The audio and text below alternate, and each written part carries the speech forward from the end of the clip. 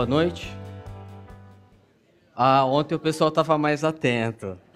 Ontem eu falei bom dia à noite e o pessoal logo reparou. Eu estou fazendo isso porque o que a gente vai conversar hoje envolve um pouco a nossa atenção.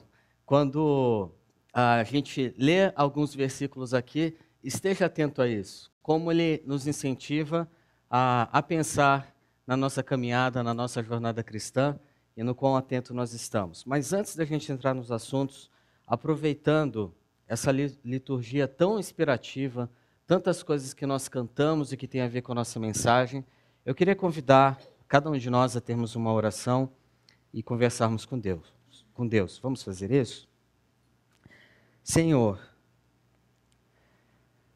nós te agradecemos pela oportunidade que temos nesta manhã de escutar a tua voz através de textos que lemos, de elevarmos a nossa voz, declarando o nosso desejo pela tua presença em nossas vidas, pela gratidão que temos. Nós te agradecemos pela oportunidade que tivemos nesta manhã já de cantar músicas, ouvir músicas que falam sobre a importância das palavras. E nós queremos neste momento que a nossa mente e coração estejam voltados para as mais importantes palavras de todas, que são aquelas que vêm do Senhor. E o quanto nós precisamos dela, Pai. Que a tua palavra venha à nossa mente e ao nosso coração e possa nos desafiar na próxima semana a praticar essas palavras. A nossa oração é para que o Senhor abra o nosso coração para ouvir a tua voz nesta manhã. Em nome de Jesus que oramos. Amém. A gente já começou algumas semanas esta série Espiritualidade Outro-Centrada. Eu confesso que a minha primeira reação quando a gente conversou na equipe e falou sobre o assunto, eu não falei, mas eu fiquei pensando, espiritualidade outro-centrada? Será que a nossa espiritualidade não deveria ser centrada em Deus? Sim, a nossa espiritualidade, por ser centrada em Deus, é que surge essa série da nossa vida, a partir do momento que nós temos a nossa vida centrada na voz de Deus, naquilo que Ele diz, ela nos move a olhar para o outro, ao invés de ter uma espiritualidade autocentrada. E uma das coisas que mais marcam os dias atuais tem sido a busca pela nossa satisfação, pelo nosso prazer, por aquilo que nós queremos. E como consequência disso, a gente vê inúmeras consequências em relacionamentos, na nossa conduta profissional, em inúmeras coisas que a gente faz que mostram e revelam o quão autocentrados nós somos. A gente já conversou sobre diversos temas a respeito da importância de relacionamentos, de olhar para o outro, de incluir pessoas, suportando, caminhando com elas, servindo, encorajando. E hoje a gente vai conversar sobre a edificação. Como as palavras que geram atitudes têm um impacto significativo na vida das pessoas que nos cercam, na vida da nossa comunidade. Mas, se a gente olha para as marcas que as palavras deixam sobre as nossas vidas, muitas delas são como algumas dessas fotos. Sutis, por trás de um sorriso, mas que geram um grande mal sobre nós, ou sobre as pessoas à nossa volta. Palavras ferem, palavras machucam. Muitas vezes a gritaria revela a distância dos corações. A calúnia manifesta de maneira visível o rancor e a amargura da alma. São inúmeras as formas em que as palavras muitas vezes revelam um poder grandioso e que muitas vezes não tem volta. Casamentos terminam, filhos são danificados por pais, filhos falam coisas para pais que não deveriam, relacionamentos acabam, amigos se distanciam, sociedades se dividem, facções surgem e até mesmo guerras. Na era da informação, as palavras são importantes, mais ainda. Logo, o assunto que a gente vai conversar hoje, ele aponta para nós algo que talvez eu e você, que nós certamente já passamos. Quem aqui de nós que já não foi machucado pelas palavras? Que talvez até não carregue o peso de muitas palavras que lá no passado foram ditas a nós, mas que até hoje repercute na nossa mente, no nosso coração, no nosso inconsciente, e que revelam, às vezes, atitudes que nós estamos tendo por causa de palavras do passado. Agora, esse lado a gente gosta de conversar, né? Ou até falar, isso aí, Daniel, realmente tem essa pessoa. Ah, lembrei de uma outra agora que me feriu através das palavras. Mas tem um outro lado que às vezes a gente pula. Quantas vezes nós também, por uma palavra maldita, separado, ou uma palavra colocada fora de contexto, a gente também não machuca pessoas. Num momento de ego inflado, de orgulho e arrogância, quantas vezes a gente também não fere pessoas com as palavras? E o resultado final? Destruição. O desafio da nossa conversa de hoje é muito grande para a nossa vida, e ela pode ter um impacto significativo se a gente olhar de maneira profunda e intensa, levando a sério esse assunto de tal forma que a gente reflita em como a gente pode olhar para as palavras do passado e percebendo a cura que Deus oferece, mas também olhando para daqui para frente, em como a gente pode caminhar como pessoas nos nossos relacionamentos, na nossa comunidade, edificando vidas, construindo ao invés de destruir. E para isso, eu queria que você, antes, pensasse e refletisse nessa manhã sobre a possível consequência que as palavras têm sobre as gerações que estão à nossa volta, as mais novas. Porque um dos quadros de destruição que a gente vê é que as nossas atitudes repercutem também nas crianças, nas pessoas à nossa volta. E o que será que a gente está deixando para as próximas gerações? Edificação ou destruição? Esse vídeo ele mostra um pouco disso, e eu queria que você visse antes da gente conversar adiante.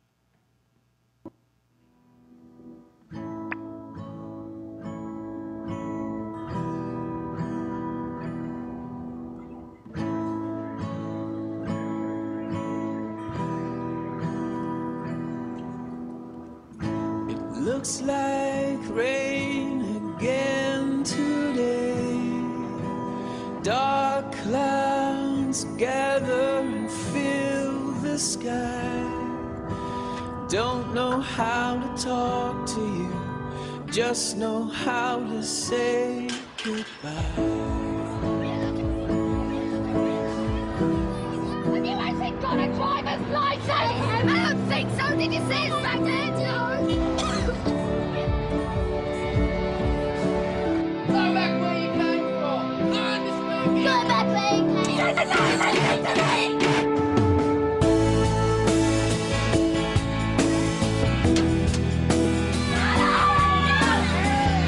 What's wrong with you, Harry? Get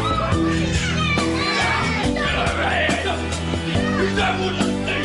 I've had enough now! I've had enough of you!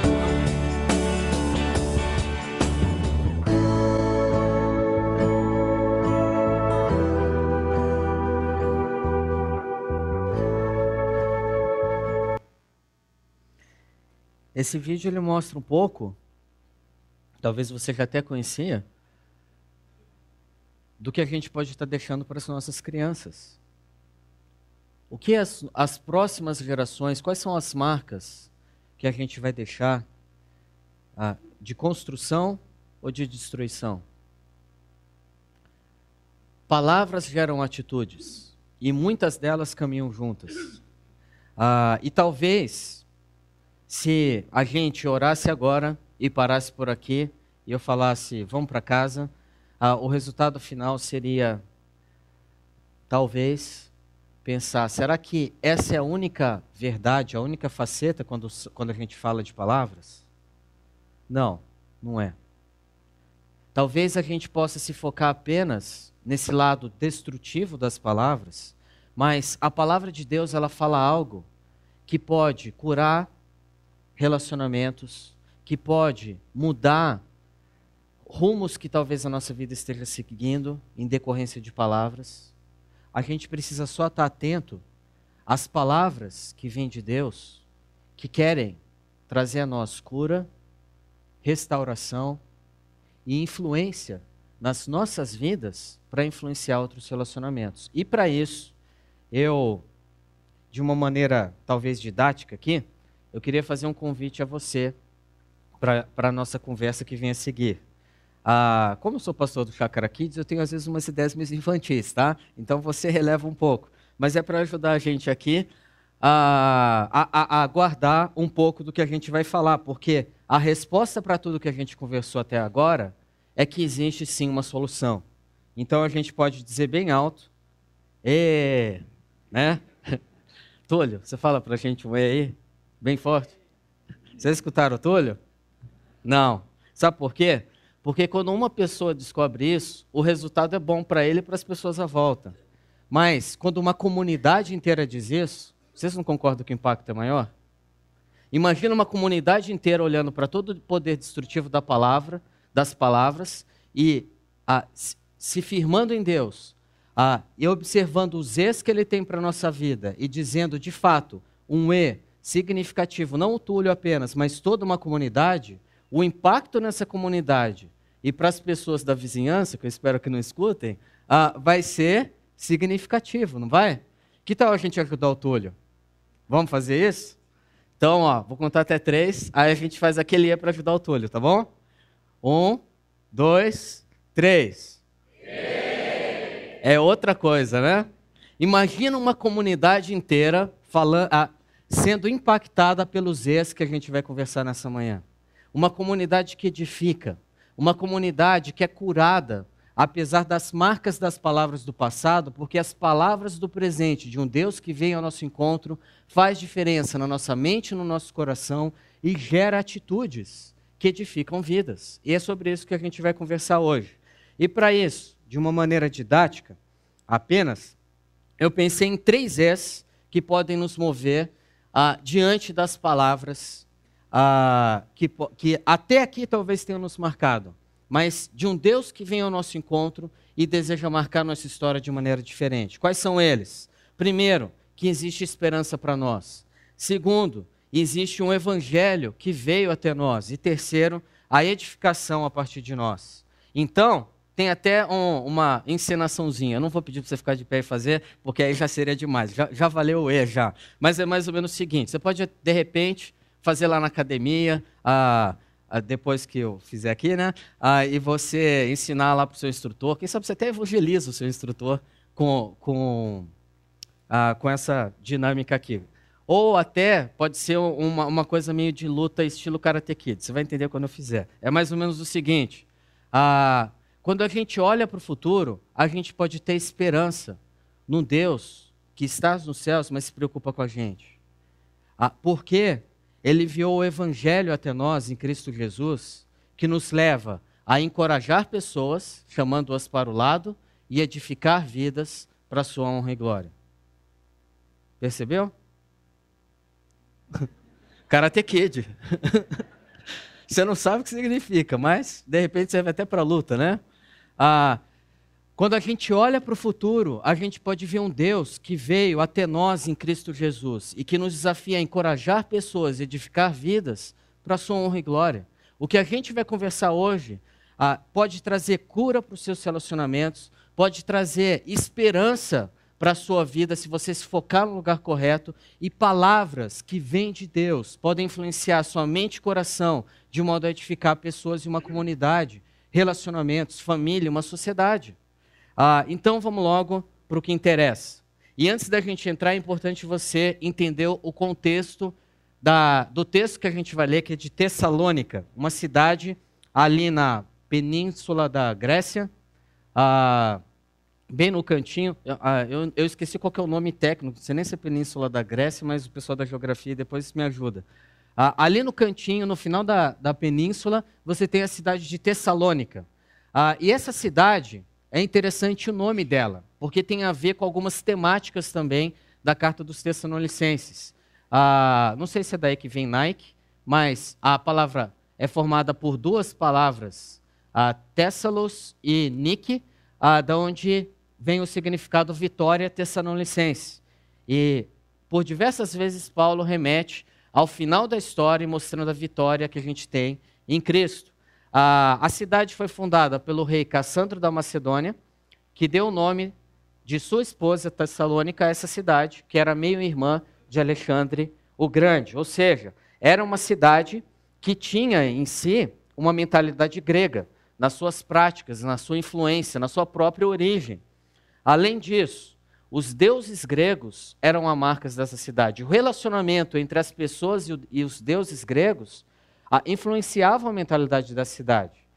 Deuses gregos não se relacionavam com os seres humanos numa relação de relacionamento próximo ou numa relação saudável, mas era uma relação meio de escravizar, de punir.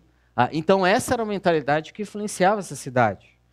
E também marcada pela libertinagem. Muitas práticas religiosas envolvendo a sensualidade, a sexualidade e por aí vai, sacrifícios. Muitos gregos, no entanto, dentro desse contexto, se tornaram cristãos. Mas eles sofreram perseguições, riscos e ameaças. E o interessante em notar numa carta que fala tem no seu nome a vitória tessalonicense, ela aponta, e Paulo parece que intencionalmente, diante de um desafio tão grande na espiritualidade daquela cidade, ele em 136 versos da primeira carta e da segunda carta, a gente vê 156 vezes referências a Deus. Você nota que Deus é usado mais de uma vez por versículo, as palavras Deus, Jesus, Senhor, Cristo e Espírito Santo. Paulo está o tempo inteiro apontando para Deus, para que essa cidade se foque em Deus, não perca a referência de Deus. E é quando a gente vai para 1 Tessalonicenses 4, e a gente entende desse contexto de perseguição, da mentalidade grega, de tudo aquilo que eles vivem ali sendo perseguidos e ameaçados, a gente começa a entender por que Paulo fala do fim. E 3 versículos ali, Paulo expressa um pouco do que o cristão de Tessalônica é desafiado a ter em mente. Como ele é desafiado a ter uma esperança. Existe uma esperança para nós, comunidade cristã que segue a esse Deus. E ele fala assim ali em Tessalonicenses 4,16. Dada a ordem, com a voz do arcanjo, o ressoar da trombeta de Deus, o próprio Senhor descerá dos céus e os mortos em Cristo ressuscitarão primeiro. Depois disso, os que estivermos vivos seremos arrebatados juntamente com eles nas nuvens, para o encontro com o Senhor nos ares. E assim estaremos com o Senhor para sempre. Consolem-se uns aos outros com estas palavras. Dá para entender por que eles precisavam de consolo com essas palavras? Quando eles olhavam para o presente, o desafio era muito grande. Quando eles olhavam para aquilo que eles viviam, não era fácil ser cristão em Tessalônica. E Paulo, por diversas vezes nas suas cartas, e em Tessalonicenses de uma maneira especial, ele aponta de uma maneira mais prolongada de se firmar a esperança na vinda de Jesus. Agora, vamos para a nossa realidade. Será que a gente, amanhã quando acordar para ir trabalhar, a gente começa o nosso dia preocupado com as atividades da agenda que a gente tem ou com a volta de Jesus? É interessante notar que, por exemplo, no Pai Nosso, tem uma parte ali, uma frase que fala, Jesus ensinando a gente a orar, ele fala, venha o teu reino. Paulo, nas cartas que ele escreve, nas orações que ele fala, ele está o tempo inteiro focado nas orações e na busca pelo reino de Deus. Pergunta, aonde será que está a nossa esperança hoje? Quando a gente vive o nosso dia a dia, começa a nossa semana profissional, quando a gente encara a vida corrida em casa, os desafios de estudar e trabalhar, os sonhos que a gente tem de um relacionamento significativo no futuro, eu não sei quais são as suas preocupações hoje, ou talvez até de lidar com coisas que já estão acontecendo, dores, sofrimento, perspectivas ruins na sua empresa. Aonde está a nossa esperança? Paulo ele nos desafia aqui, eu não vou entrar em como vai ser o arrebatamento, como vai ser o fim, porque o principal para os Tessalonicenses não era discutir isso. E eu quero que a gente pegue só uma grande ideia que existe aqui. Aonde está a nossa esperança? Aonde está a nossa esperança quando o assunto é o nosso casamento? Aonde está a nossa esperança quando o assunto são a educação de filhos? Aonde está a esperança quando a gente tem que fechar um negócio nessa semana e você vai ser desafiado a manter princípios ou abrir mão deles? Aonde que está a nossa esperança quando o assunto são palavras que nos machucaram no passado? Aonde está a sua esperança? Paulo, ele nos desafia a mover, a construir cada dia hoje, olhando para o eterno. E convenhamos, isso é muito difícil.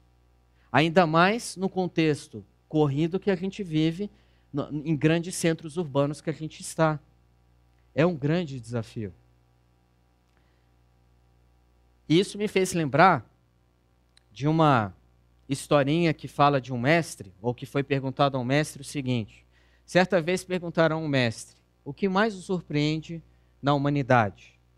E ele respondeu: os homens que perdem a saúde para juntar dinheiro e depois perdem o dinheiro para recuperar a saúde. Por pensarem ansiosamente no futuro, esquecem o presente, de tal forma que acabam por não viver o presente e nem o futuro. Vivem como se nunca fossem morrer e morrem como se nunca tivessem vivido. A proposta de Paulo não é você também ter uma vida focada no futuro sem conexão com o presente. Não é você entrar numa espécie do que o pastor Ricardo já falou aqui, de ônibus celestial, em que você entra e aguarda a ansiedade cantando um monte de musiquinha e olhando o mundo pegar fogo ou coisas terríveis acontecendo nele. Mas Paulo ele aponta para viva o presente com intensidade, focado na eternidade, com seus olhos no futuro. Não perca de vista a eternidade quando você olhar para o seu casamento. Não perca de vista a eternidade quando você fechar negócios. Não perca de vista a eternidade quando você tomar decisões, os seus princípios forem confrontados. O que Deus diz ser confrontado com o que a cultura diz. Ele está dizendo, olhe com esperança para o futuro. Alguns sabem, talvez até a comunidade inteira, mas se você está aqui pela primeira vez ou há pouco tempo, que eu tenho vivido um tempo de desafios. Dia 26 de dezembro do ano passado, parece que Deus começou assim eu fiz uma oração em setembro do ano passado, deixa eu explicar um pouquinho antes. E eu falei, Deus, eu quero dar o meu melhor com a minha vida, mas eu sei que eu estou muito distante disso. Mas eu quero colocar minha vida nas tuas mãos para você fazer o que o Senhor quer.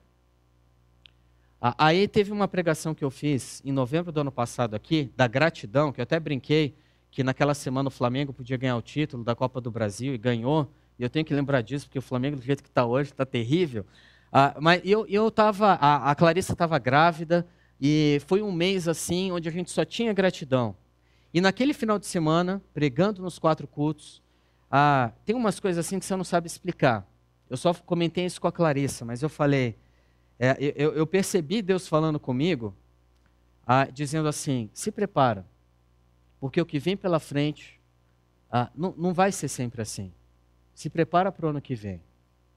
Naquele final de semana eu comentei com a Clarissa isso. Eu falei, claro, deve ser coisa da minha cabeça, mas para ter uma testemunha de que isso aconteceu, eu vou falar para você, vamos orar sobre isso. E dia 26 de dezembro, Deus começou a fazer coisas que desafiam a gratidão na minha vida. Porque a gente teve um acidente automobilístico, perda total no carro, quem viu o carro não acreditava como a gente podia estar vivo. Os pediatras que atenderam os nossos filhos não entenderam como a gente estava vivo. No ferro velho, a pessoa, quando eu fui ver o carro, depois de algumas semanas, o cara no ferro velho falou, quantas pessoas morreram? E eu falei, tinham 5 e nenhuma. E ele falou, cara, foi por Deus. O cara não era cristão.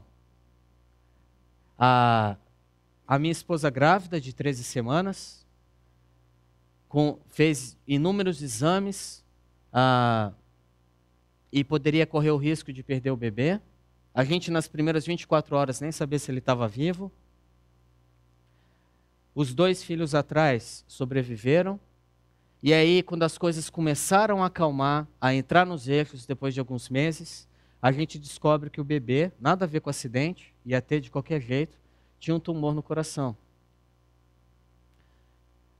Nasceu, a gente está acompanhando o tumor no coração e há cerca de 1,5 atrás, começaram alguns indícios de que ele pode ter também um tumor no cérebro.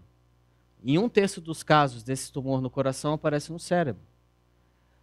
E convenhamos, talvez para quem olha de fora fala, mas é suspeita.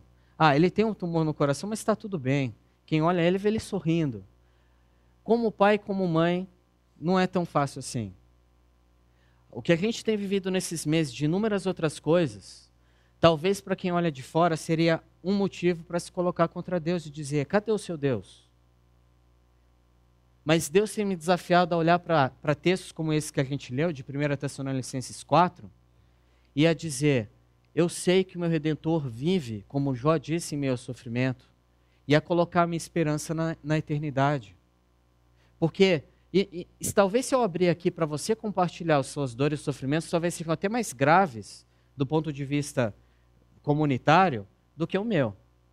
A gente tem inúmeros motivos que talvez a gente possa desanimar, que a gente possa esmorecer. E Paulo está lembrando a gente aqui de colocar o nosso coração na eternidade, tendo atitudes no presente, com os olhos na eternidade. Há uma esperança para nós. Há esperança para os nossos relacionamentos. Há esperança para palavras que nos machucaram, para destruições que nós já sofremos. Não era para ser assim, mas é assim por causa da queda, porque eu e você nós estamos em construção. E quando o assunto é edificação, a gente tem que construir junto os nossos relacionamentos, a nossa vida e o que Deus quer que a gente seja lá fora na sociedade. Há esperança para nós. Mas segundo, existe também a esperança não só no futuro, como uma esperança que veio até nós. É o Evangelho que chega até nós hoje. E lá, um pouco mais para frente, em 1 Tessalonicenses 5, a gente vê a partir do versículo 5 falando assim, Paulo, à igreja, vocês todos são filhos da luz. A expressão filhos de aqui significa vocês pertencem, vocês têm um umbigo, vocês têm uma nova identidade, vocês são filhos da luz, filhos do dia. Não somos da noite, nem das trevas. Portanto, não durmamos como os demais. E é interessante que a gente não tem tempo aqui, mas nos versículos anteriores, ele está usando a expressão dormir e acordar no sentido de pessoas que já morreram e pessoas que estão vivas. Mas aqui nesse caso, ele começa a usar aquilo que ele estava falando antes, de uma maneira específica, falando que eu e você nós podemos estar vivos, mas nós estamos mortos. E ele diz, portanto, não durmamos como os demais, como aqueles que já morreram. Senão você vai ser um zumbi andando por aí, um morto-vivo. Mas estejamos atentos e sejamos sóbrios. O cristão precisa estar atento à cultura que o envolve. O cristão precisa estar atento ao meio que o cerca, porque os desafios são grandes, perder o foco é fácil. Pois os que dormem, dormem de noite, e os que se embriagam, embriagam-se de noite. O que ele está dizendo aqui? Se a gente permanecer na nossa vida sem a luz de Deus, sem seguir a orientação que Ele dá, sem reconhecer aquilo que Ele fez pela gente, sabe o que vai acontecer? A gente vai se comportar como se a gente estivesse vivendo à noite, embriagados. Como que é uma pessoa embriagada? Ela tem plena atenção? Ela consegue correr uma maratona ou uma corridinha de 5 quilômetros? Um embriagado ele não tem noção da realidade. Ele começa, quanto mais se embriaga, mais você perde a noção da realidade. E ele está dizendo aqui, nós precisamos estar atentos. Nós precisamos estar sóbrios. Porque se a gente viver embriagado pelas propostas da cultura, embriagado com as propostas na área sexual, embriagado pelas propostas para o nosso casamento, para a educação dos filhos, para como encontrar um namorado ou uma namorada, para como definir os nossos negócios, a gente não vai ser filho da luz.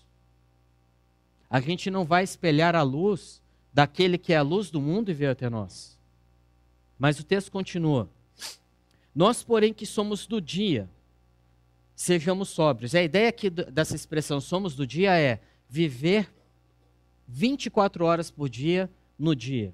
É não se esconder na escuridão em nenhum momento, mas cada dia crescer a luz de Deus em nós. É a ideia que aparece lá em Provérbios 4:18, quando a gente vê ali o autor dizendo, Salomão, dizendo assim, o justo, ele brilha cada dia mais como a luz da alvorada.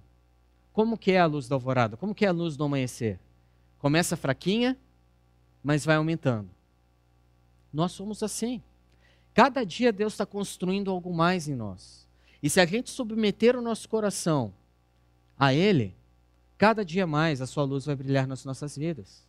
E o que Ele está dizendo aqui é isso. Nós, porém, se nós somos do dia, e essa luz está cada dia brilhando mais em nós, sejamos sóbrios, vestindo a couraça da fé e do amor e o capacete da esperança da salvação. É interessante que ele usa duas partes de uma armadura com um propósito aqui.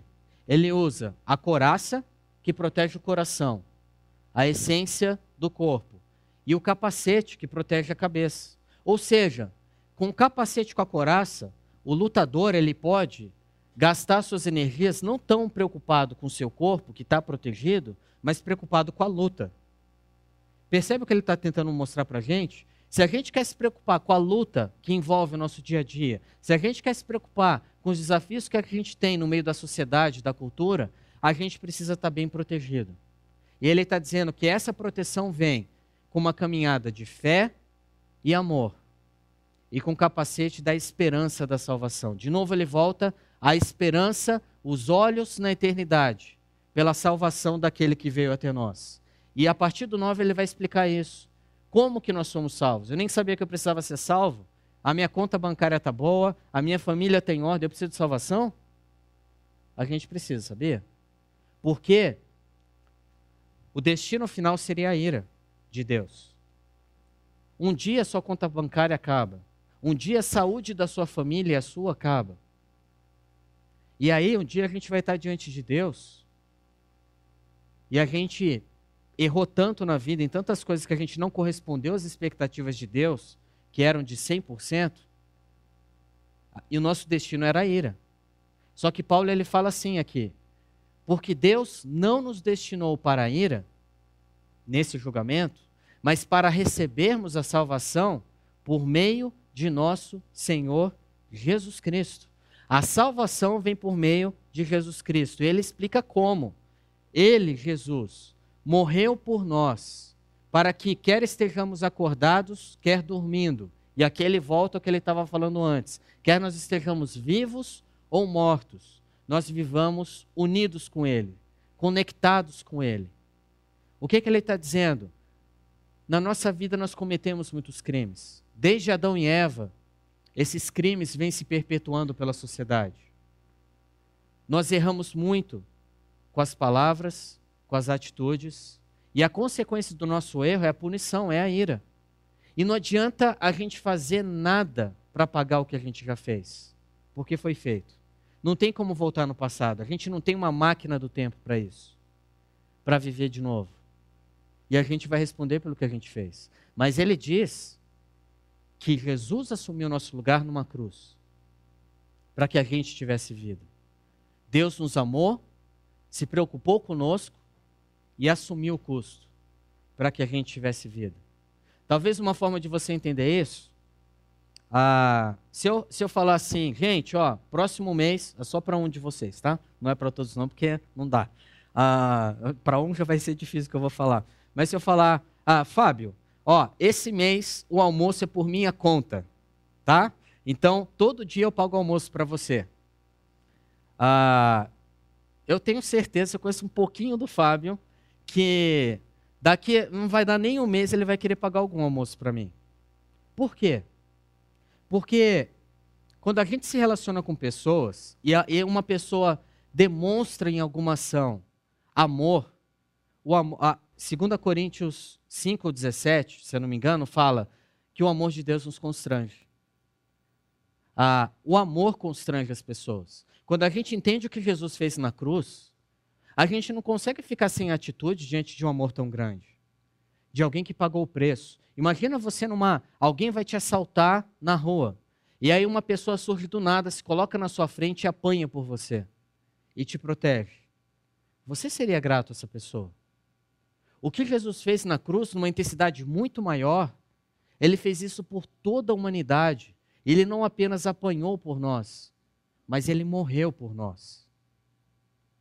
Quando a gente compreende isso com a mente, com o coração, não tem como a gente não ter atitudes.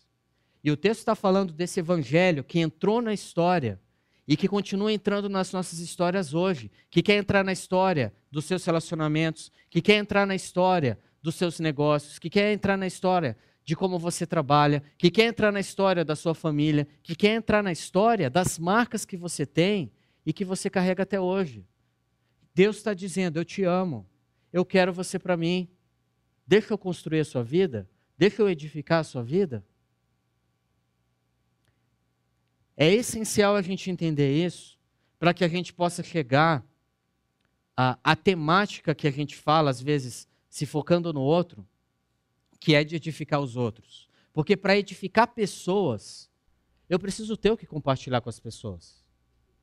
E para isso, a gente entende então, como que a edificação acontece a partir de nós, à medida que a edificação acontece em nós.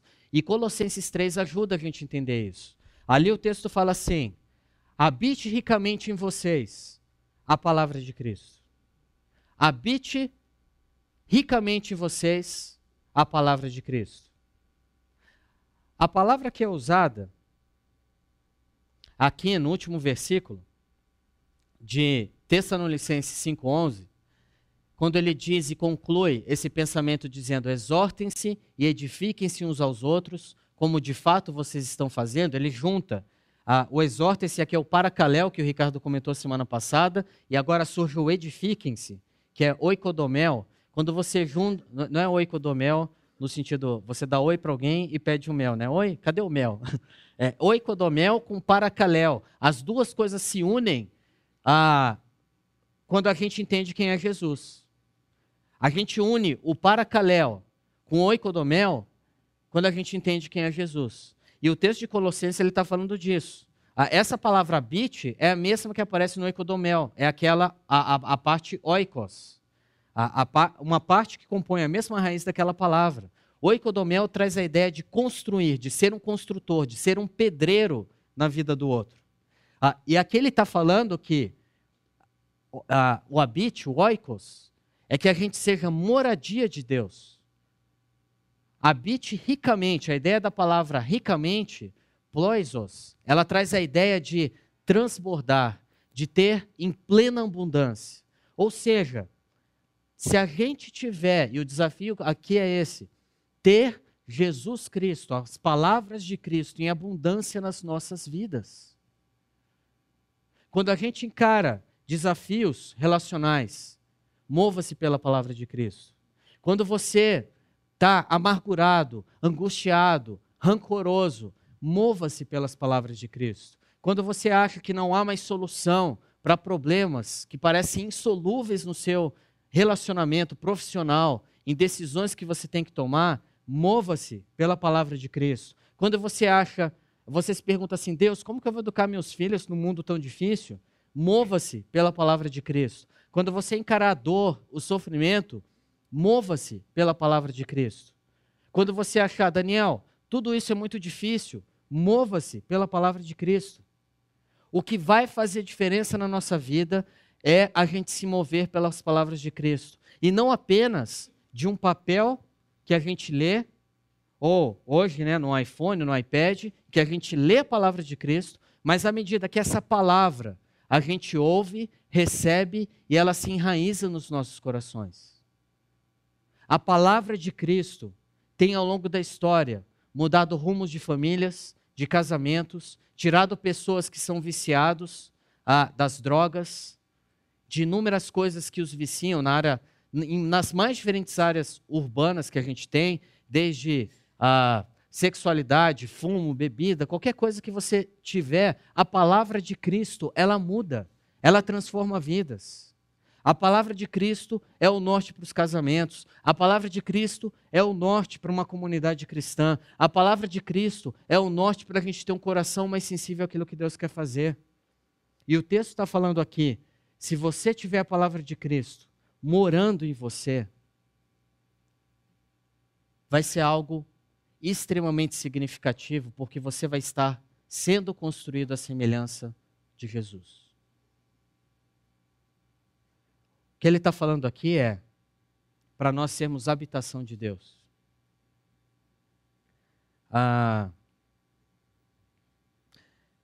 Eu tenho pensado ultimamente sobre a figura do GPS. E teve duas situações em momentos diferentes que eu tive com o GPS. Uma delas foi quando eu estava com, não sei quantos conhecem aqui o Denis, que é um dos jovens que vem à noite, às vezes ajuda aí em alguns ministérios também, e ele estava no carro, a gente ia com alguns jovens para uma escola, pintar lá a escola, e aí eu falei, o Denis veio, ele falou assim para mim, olha, eu estou com o GPS aqui, né, era uns 4 anos atrás, e aí ele disse, aqui se a gente seguir ele até fala, dá pra gente, é só seguir, fazer o que ele fala que a gente chega lá. Aí eu cheguei para ele, eu teimoso, obviamente, cheguei para ele e falei assim, não, fica tranquilo que eu já fui lá, eu sei qual que é o caminho. Mas ele deixou ligado o GPS lá. E o GPS começou a falar, vire à esquerda.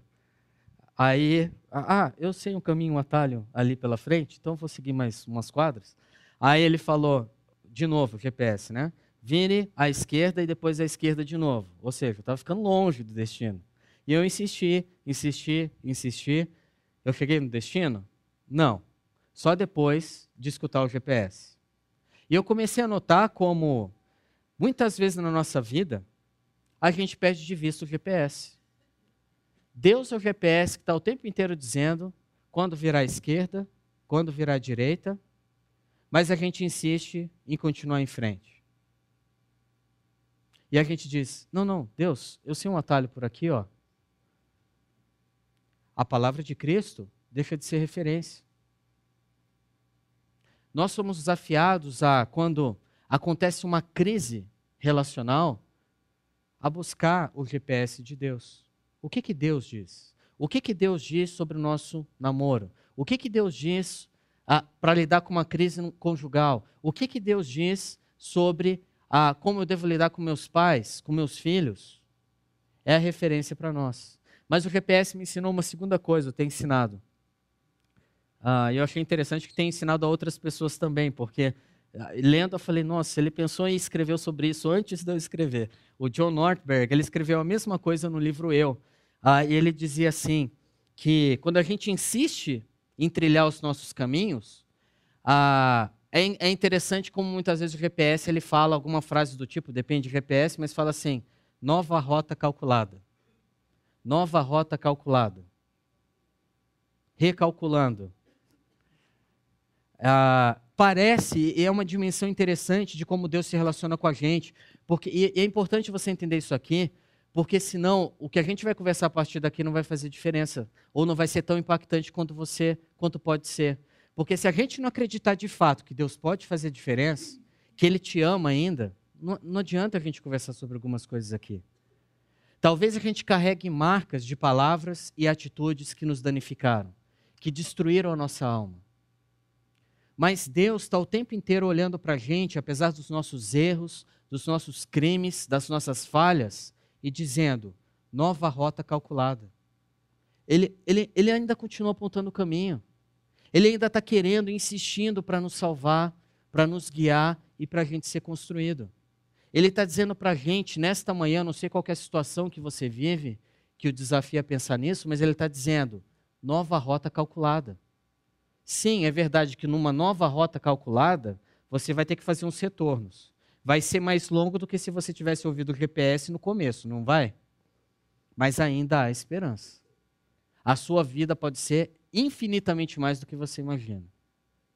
Mas a gente precisa escutar o GPS. E quando a gente faz isso, é interessante que vem na continuação do versículo. Mas, antes disso, a frase do Billy Sunday, ela ajuda a gente a entender um pouco sobre o que é ser cristão. Porque se nós somos cristãos e a palavra de Deus tem que fazer diferença no cristão, olha só o que ele fala. Ir à igreja não faz de você um cristão. Estar aqui nessa manhã não faz de você um cristão. Assim como ficar na garagem não o transforma num carro. É a mesma coisa. Se a palavra de Cristo não entra, não adianta. E aí a gente tem que talvez concordar com Gandhi, quando a gente vê muitos cristãos dizendo que são cristãos, mas olha só o que ele dizia. Gosto do seu Cristo, não gosto dos seus cristãos. Seus cristãos são tão diferentes do seu Cristo. O nosso testemunho, a forma que a gente vive, tem que espelhar a palavra de Cristo em nós. Lógico, não de maneira perfeita, porque nós erramos, mas reconhecendo a importância dela a fazer diferença cada dia na nossa vida. Eu lembro de uma história que uma vez um pastor compartilhou, em que ele dizia de uma pessoa da sua igreja que era terrível na questão da língua. Falava mal do marido na escola, com as amigas. Não é minha esposa, tá? Ela é professora, mas não era ela que estava falando, é de uma outra igreja, outro contexto. E aí essa pessoa se converteu, encontrou Jesus. E aí ela começava só a falar de Jesus e começou a incomodar as amigas. E aí as amigas chegaram, mas calma aí, você está falando de Jesus? Mas e o seu casamento? Só falava mal do seu marido? Aí ela falou assim, meu casamento continua difícil, mas cada dia está sendo um pouco diferente, por causa de Jesus. As coisas mudam. Ela continuou reconhecendo que coisas precisavam mudar, mas coisas já estavam mudando. A palavra de Cristo em nós, encarnada, faz diferença. E o detalhe é essa frase do Charles Buxton. Se você deixar para depois, não vai adiantar. Olha o que ele fala, você nunca encontrará tempo para nada. Se precisar de tempo, você tem que criá-lo. Você quer ter a palavra de Cristo em você? Você precisa ter tempo com Deus. Não tem outro jeito. E para tudo aquilo que a gente quer, a gente cria tempo, não cria? Crie tempo para que a palavra de Deus se enraize. Esse momento já é um tempo que a gente está criando. Os grupos pequenos é um outro momento. A leitura bíblica diária é um outro tempo. E com isso a gente vai sendo edificado para que a gente volte ao texto de Colossenses e a gente possa edificar outros. Quando a palavra de Cristo habita em nós, a continuidade do versículo fala: ensinem e aconselhem-se uns aos outros com toda a sabedoria. Ou seja, eu ensino e eu aconselho a partir do momento que a palavra de Cristo fez morada em mim. E mais, além da ação, ele fala, e cantem salmos, hinos e cânticos espirituais, com gratidão a Deus em seus corações. Ou seja, quando a palavra de Cristo vem até mim, isso me leva a ensinar pessoas e a aconselhá-las. E gera uma consequência. Cânticos, salmos, cantem salmos, hinos e cânticos espirituais a Deus, em gratidão pelo que Ele tem feito. Colossenses 3,16 está falando do quê? Do nosso exercício do Karate Kid. Entendeu? Deus que habita em nós. A palavra de Cristo que faz diferença, que nos leva a ensinar pessoas, chamando-as para o lado e aconselhando-as, edificando-as, e leva a gente a adorar Cristo pelo que Ele está fazendo. Esse é o nosso Deus. À medida que Ele faz diferença em nós, a gente pode edificar outras pessoas. Ou seja, o resultado é adoração e gratidão. Foi muito interessante, como tanto ontem como hoje, o momento comunitário revelou a edificação mútua. Antes de subir aqui, eu estava sentado ali, ontem, lá em Barão, e percebi o quanto eu fui edificado pelo Ministério de Música, pelo pessoal da música, pelo Túlio, por todos que estavam aqui à frente, ontem pelo Levi. Eles me edificaram. E a minha expectativa é que, pelo que Deus tem feito, eu possa edificar vocês. E a nossa comunidade possa ser edificada essa semana, para que a gente saia em ação com adoração e gratidão a Deus. Uma comunidade que se edifica mutuamente. E aí o texto conclui toda essa ideia dizendo: tudo o que fizerem, seja em palavra ou em ação, façam em nome do Senhor Jesus, dando por meio dele graças a Deus Pai. A gente representa um nome, nós representamos alguém. E o que a gente fizer deve espelhar aquele que nós representamos, em palavra e em ação. E assim a gente volta para o texto que une a dupla dinâmica, não é o Batman e Robin, mas é a dupla dinâmica da vida cristã. Exortação e edificação, paracaléu e oikodomel. Por isso, exortem-se e edifiquem-se uns aos outros, como de fato vocês estão fazendo. Paulo, ele reconhece, vocês estão caminhando, continuem, perseverem. E esse é o nosso desafio. Para mim, tem um vídeo, eu tenho que agradecer a contribuição do César Leitão, porque numa das nossas conversas ele contou uma historinha, aquilo ficou na minha cabeça, aí foi para o material do grupo pequeno, aí eu encontrei o vídeo. Então tem diferentes versões com pequenos detalhes diferentes, de diferença, mas a historinha que a gente conversou essa semana que passou nos grupos pequenos, continuou na minha cabeça e eu percebi como ela resume esse versículo. Se a gente vai optar por construir em vidas, ou se a gente vai deixar pessoas no buraco. Se a gente vai ajudar pessoas a saírem do buraco, ou se a gente vai ajudar pessoas a permanecerem no buraco. E para mim esse vídeo ele junta as duas coisas, encorajamento e edificação. Então, veja o vídeo e a gente volta para concluir a nossa conversa aqui.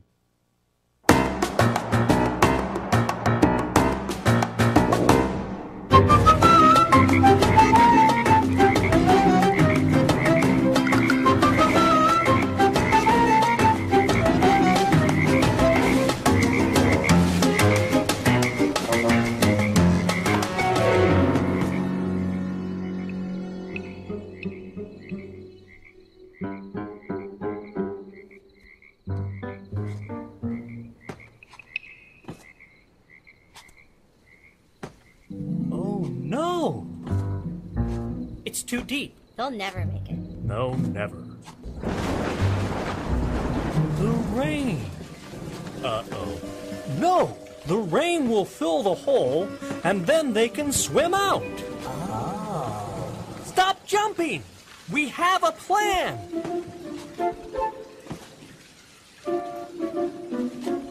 Stop! We're going to wait for the rain to fill the hole. Why aren't you listening to them? You'll never make it! It's too high!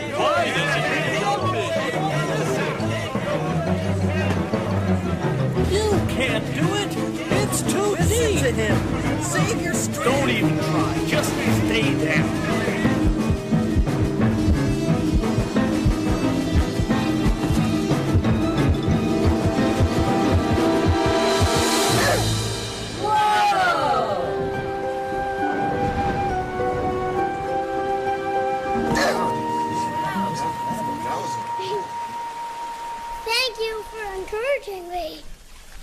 Encouraging him?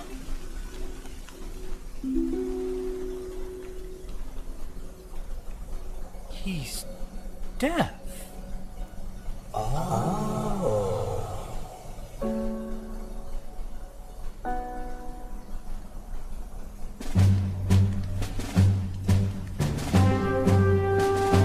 on! You can make it!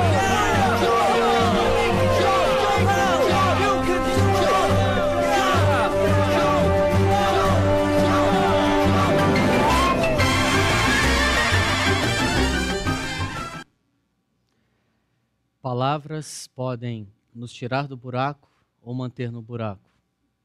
E a gente pode ser uma grande bênção na vida das pessoas. A gente pode, a partir de hoje, ter atitudes e palavras de encorajamento e edificação, mas intencionais nas nossas famílias. Talvez começando até pela conversa que vai ser semana que vem e concluir essa série, que é começando por palavras de perdão. Mas é possível ter cura. E é possível aprofundar a caminhada que a gente já tem com pessoas. A caminhada que a gente tem na comunidade. Lembra do E? Não esquece dele. Um E dá um efeito. E é importante. Mas a edificação uns aos outros, e a gente recebendo esses 3 E's para a nossa semana, a esperança de um Deus que veio até nós, pelo Evangelho que nos alcançou em Jesus, que ela possa nos levar a encorajar e edificar pessoas para a sua honra e glória. Amém? Para a gente pensar e praticar, avalie as suas raízes, onde que elas estão firmadas.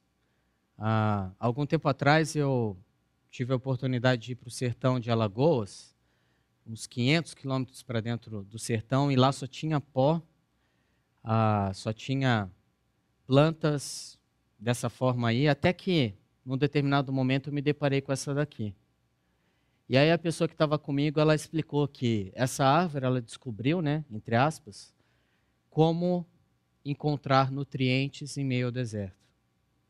As raízes dela cresceram para baixo, para o fundo, e ela encontrou alimento, e por isso que ela estava verde no deserto.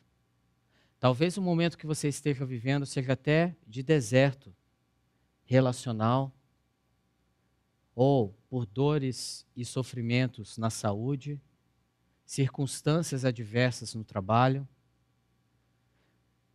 Mas lembre-se que a palavra de Cristo, se você se enraizar nela, como o Salmo 1 fala, ser uma árvore perto da corrente de águas, você vai ter uma vida edificada. E talvez muitas coisas estão se repetindo na sua vida por causa das raízes. Avalie as suas raízes. Lembre-se dos 2 E's que a gente falou aqui: esperança no futuro e evangelho que alcança as nossas vidas no presente. E segundo, aí sim a gente vai para a edificação. O que você pode fazer para ser um construtor na vida de outros? Talvez a gente pudesse gastar um tempinho agora para pensar em 1 ou 2 pessoas que a gente pode ser um construtor. Então a gente tem um tempo de oração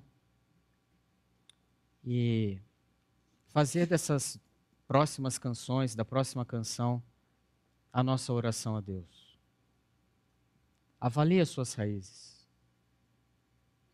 E avalie também como você pode ser um construtor na próxima semana que nós teremos. Vamos ter um tempo de oração?